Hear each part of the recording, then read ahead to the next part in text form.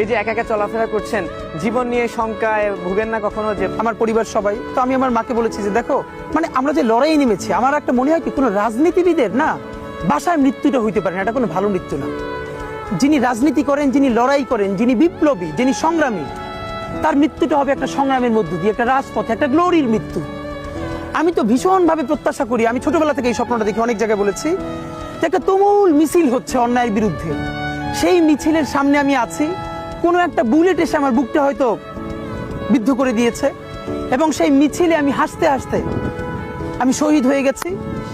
এবং সবাই যখন মৃত্যুটাকে ভীষণ ভয় পায়, আমি তখন হাসতে হাসতে আল্লাহর কাছে ভীষণ সন্তুষ্টি নিয়ে পৌঁছতে চাই যে আমি একটা ন্যূনতম ওই জীবনটা লিড করতে পারলাম, যে আমি একটা ইনসাফের হাসি নিয়ে আমি আমার আল্লাহর কাছে পৌঁছতে চাই।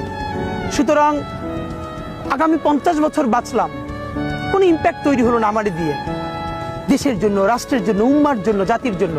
কিন্তু আমি ধরেন 5 বছর বাঁচলাম, সেটার মধ্য দিয়ে যদি আগামী 50 বছরের ইম্প্যাক্ট তৈরি হয়, তাহলে অনেকদিন বেঁচে থাকায় কি সাফল্যের? বলেন, শহীদ প্রেসিডেন্ট জিয়াউর রহমান কয়টা দিন বেঁচেছেন, কিন্তু ভাবেন আজকে পর্যন্ত উনি আমার অনুপ্রেরণা।